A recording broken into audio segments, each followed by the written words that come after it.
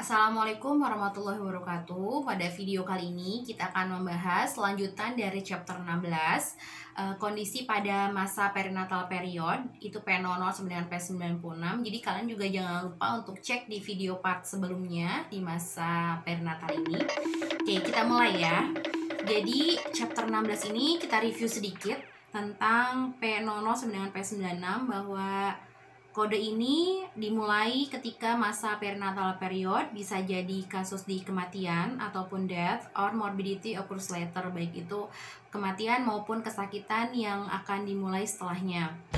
Kemudian di sini juga ada exclude-nya, dari mulai congenital malformation, deformation and chromosome abnormalities, endocrine, kemudian injury, neoplasm, dan tetanus neonatal yang exclude dalam bab ini. Kemudian terdapat beberapa kategori dalam beberapa blok kategori dalam bab ini. Kemudian ada satu kategori Asteris Danger. Nah, sekarang kita mulai itu dari birth trauma atau trauma lahir. Ini dimulai dari P10 sampai dengan P15. P10 kita mulai dari intracranial laceration and hemorrhage due to birth injury. Jadi di sini jangan lupa definisi laceration itu adalah luka dan hemorrhage itu adalah perdarahan. Ini ada P10.0 ada subdural, kemudian P10.1 cerebral, P10.2 intraventrikular, P10.3 subarachnoid, P10.4 nya tentorial tear, kemudian P10.8 nya other ya, berarti tidak termasuk dari kategori P10.0 sampai dengan P10.4, dan yang P10.9 itu unspecified. Kemudian P11, kalau yang tadi itu adalah kondisi due to birth injury atau trauma lahir atau cedera lahir, sedangkan P11 itu adalah cedera lahir lainnya tapi terkait dengan sistem saraf pusat. Dari mulai ada cerebral edema, kemudian other specified brain damage, kemudian P11.2 nya unspecified brain damage, ada P11.3 nya facial nerve atau muka ya, nerve facial atau otot muka, kemudian ada other cranial nerves, kemudian ada birth injury to spine and spinal cord, dan yang terakhir adalah unspecified. Oh iya, ini materinya ini sama persis dengan buku ICD maupun soft copy ICD yang teman-teman mungkin sudah punya. Jadi silahkan dicek karena ini sebetulnya sama, tapi kita menjabarkannya dari masing-masing kode, masing-masing subkategori. Jadi kita bisa lebih paham ya. Kemudian ada P12 birth injury to scalp. Scalp itu kepala. Kemudian ada di sini di P12 ini terkait dengan cedera lahir pada kepala, dari mulai sepal hematom, ada cygnon, ada epicranial subaponeurotic hemorrhage, kemudian ada bruising itu lecet ya.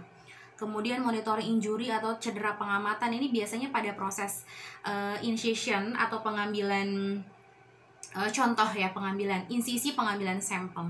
Kemudian P12.8 nya other, dan yang terakhir P12.9 nya unspecified. Jadi ketika nanti coder atau teman-teman PMIK untuk mengkode kemudian diarahkan ke volume 1, makanya kenapa dalam proses pengkodean itu selalu dari volume 3 harus cek juga di volume 1 untuk memastikan ya. Kemudian P13 itu birth injury to skeleton ya, skeleton. Terus di sini ada P13.0 ada fracture of skull, ada other birth injury to skull ya. Kemudian ada P13.2 nya femur, ada di P13.3 nya other long bones, ini berarti tulang yang panjang. Kemudian ada fracture of clavicula, kemudian ada other part of skeleton di P13.8 dan P13.9 di unspecified. Kemudian kita cek lagi di P14. Ini birth injury to peripheral nervous system atau sistem syaraf tepi, di sini saya tandai. Ada ERB, ada Klumpke, ada phrenic nerve paralysis, ada other di sini. Kemudian ada other part, berarti bagian lain, dan yang terakhir adalah unspecified. Oh ya, jangan lupa juga bahwa dalam kode P ini tidak terkait dengan sistem anatomi, makanya kenapa kode P ini termasuk di kategori special group atau kode-kode spesial. Ini P15 other birth injuries, ada yang liver, spleen ya, kemudian sternomastoid, ada eye, ada face, ada external genitalia, subcutaneous, dan other, serta P15.9 nya jadi unspecified. Nah, selanjutnya itu adalah respiratory and cardiovascular. Tadi sudah grup yang bertrauma sudah selesai. Kita next ke blok selanjutnya, yaitu di respiratory and cardiovascular disorder specific to the perinatal period. Ini dimulai di kode P20 sampai dengan P29. Di P20 ini ada intrauterine hypoxia. Jadi di sini ada mulai include-nya, ada exclude-nya. Jadi ini bisa dijadikan atau harus dijadikan keterangan oleh para coder ya. Di sini ada kategori asidosis juga termasuk dalam kode P20, ada asfiksia juga, ada anoksia, ada distress, kemudian ada ini pengeluaran mekonium atau feses pertama kali gitu. Ini juga bisa dijadikan jadi jangan sampai teman-teman codernya lupa untuk melihat include dan kategori exclude-nya. Di sini juga ini berarti abnormal fetal heart ya, jangan lupa, ini ada yang ketinggalan tadi. Kemudian P20.0 ini yang intrauterine hypoxia first note before onset. Ini saya tandai di sini. Ada yang before onset, sedangkan kalau yang during labor and delivery itu di P20.1 dan unspecified di P20.9. Jadi ini pada masa awal persalinan, ini selama persalinan, dan yang terakhir adalah unspecified atau tidak ada keterangan lain. Nah, kemudian di sini kita masuk di P21. Ini biasanya diarahkan ke P21 ini ketika liternya itu adalah asfiksia. Di bawahnya jangan lupa danot. Jadi kategori ini itu tidak boleh digunakan pada nilai Apgar-nya skornya rendah, tapi tidak menyebutkan dia asfiksia atau masalah pernafasan lain. Jadi ini harus disebutkan dulu karena di masing-masing kodenya, misalnya di P21.0 ini severe birth asphyxia, ini kategorinya Apgar skornya harus 0 sampai dengan 3. Sedangkan P21.1-nya itu Apgar skornya 4 sampai dengan 7, dan P21.9 ini unspecified ya, atau birth asphyxia tapi tidak ada keterangan lain. Kemudian kita selanjutnya di P22 ini ada respiratory distress of newborn. Ini biasanya kategori bahasanya itu fetal distress. Kemudian P22.0 respiratory distress syndrome. Ada transient tachypnea, kemudian other dan unspecified. Ini di P23 ada congenital pneumonia, include di dalamnya adalah infective pneumonia, acquired in utero or during birth, jadi pneumonia infektif yang bisa didapatkan di dalam rahim atau sewaktu lahir. Ini ada P23.0 dari viral agent, ada chlamydia, staphylococcus, streptococcus grup B, Escherichia coli, dan pseudomonas. Kemudian ada other bacterial agent, kemudian ada other organism di dalamnya, kemudian dan unspecified. Oke, kita next lagi di P24. P24 ini adalah neonatal aspiration syndrome. Jadi ini biasanya pneumonia neonatal akibat dari aspirasi atau terhirup sesuatu atau termasukkan sesuatu. Ini ada P24.0, ini adalah mekonium, kemudian ini amniotic fluid and mucus, ini adalah ketuban ya, ini aspiration of liquor atau amni, ini ketuban. Kalau yang ini mekonium. Kalau yang P24.2 nya ini blood atau darah. Kemudian P24.3 nya susu ya, ini atau regurgitation. Regurgitation itu memuntahkan kembali makanan. Kemudian P24.8 nya other, P24.9 nya unspecified. Selanjutnya di P25 ini interstitial emphysema and related condition originating in the perinatal period. Ini terkait dengan emphysema ya. Ada P25.0, P25.1, P25.2, P25.3 dan P25.8. Kemudian ini